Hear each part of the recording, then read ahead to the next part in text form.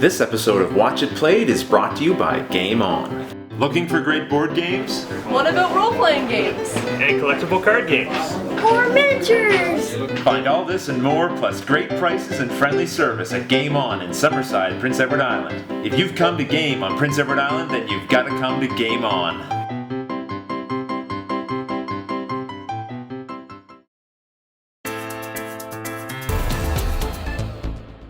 Welcome back to Watch It Played. My name is Rodney Smith. Thanks for tuning in once again to see how we're doing with our Small World playthrough. The popular vote this time around for our online viewers was won by 8 Argus 8. This is the second time in a row. And in fact, what was really neat this time is we had probably the most number of suggestions, different suggestions, for what to do this turn. And so I don't want to punish 8 Argus 8 for getting the popular vote twice in a row. But here's what I'm thinking. To help encourage that spirit of submitting a variety of different options and knowing that potentially yours could get picked. If you've already been chosen twice during a game, then in future turns, you won't be able to submit the player move. Now that's not to say that, for instance, 8 Argus 8 can't still vote, or can't try to convince somebody else that he has a great idea about what to do and that they should submit that for the player move. But that's my idea for how to keep that variety of players involved and invested in the game. Now, does that seem like a handicap? Because, what if 8 Argus 8 is coming up with all the best ideas?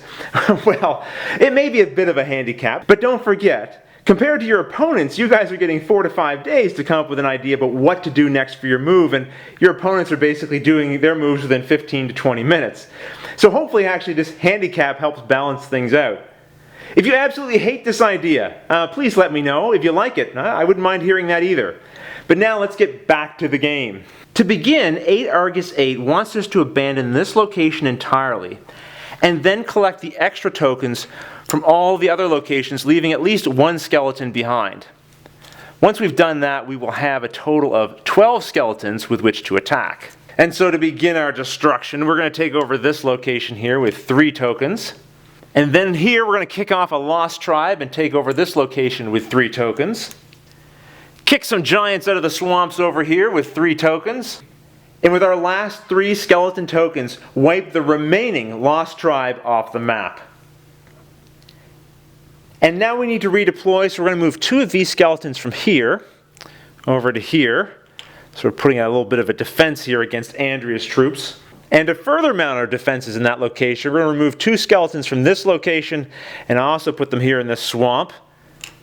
Again, making it harder for these trolls to smash their way into our territory. And using our diplomat ability this turn, we'll be declaring peace with Luke. And then don't forget, because of our many conquests, we get to collect 2 extra tokens, and they are going to go in this location here. And just so our players know, we have 2 remaining skeleton tokens left that we could add to our army in future turns.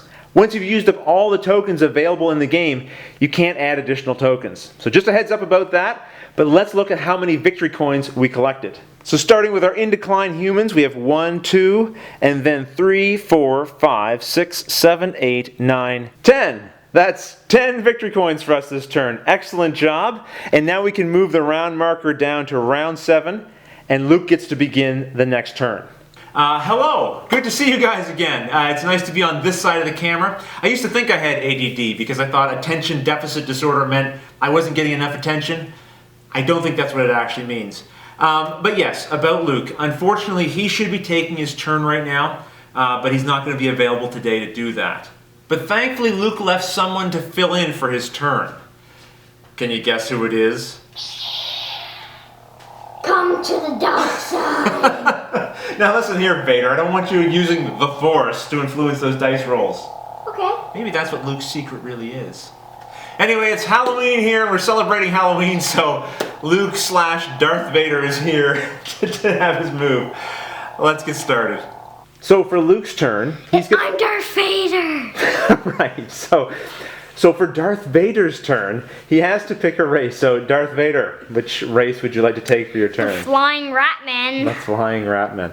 So these are the tokens. Now Luke would actually pick these up himself, but show them your hands, Luke. he's gloved, so it's a little tricky.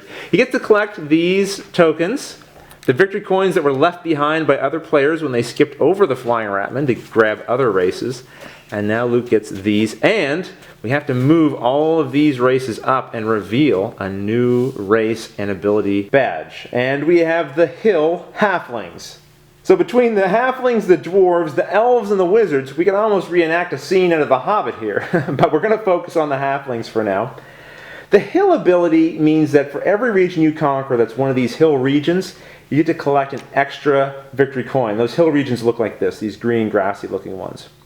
And then Halflings have a special ability that they can enter the board from any region at all. It doesn't have to be a border region. It can be a region right in the middle of the map if they want.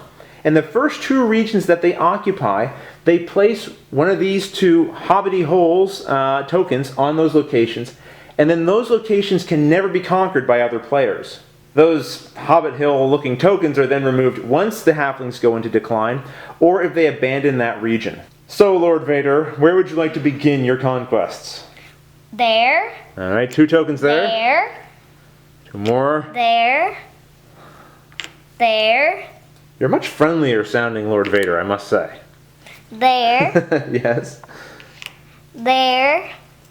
Alright, now you only have 1 token left. So where would you like to try to conquer somewhere else? Yep, right there. I don't think you can do it. I find your lack of faith disturbing. Sorry again, Lord Vader. Let's just roll that die and see what happens. Oh, of course. Looks like there is power in the dark side. So he got a 1, he just needed a 1, and now he can place his remaining rat token on this location to conquer it. So now, Vader, you can add up your victory coins. 1, 2, 3, 4, 5, 6, 7, 8, 9, 10. 10 victory coins. Having trouble there, Vader, with those gloves? So Vader's adding 10 victory coins to his total, and that's the end of his turn, thankfully. Next time, Vader will be gone, Luke will be back, but now it's Andrea's turn. Okay, so it's my turn, and I'm just going to go into decline. Alright, well I'll help you with that.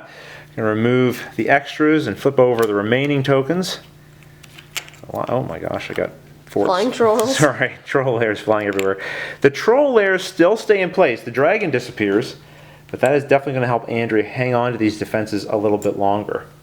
So now I'm just going to get rid of my ability badge and flip over my banner. Alright.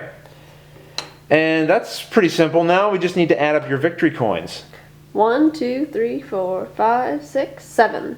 Alright, so 7 victory coins for you, and then next turn you're going to have to start thinking about what race you want to bring out next. I already know.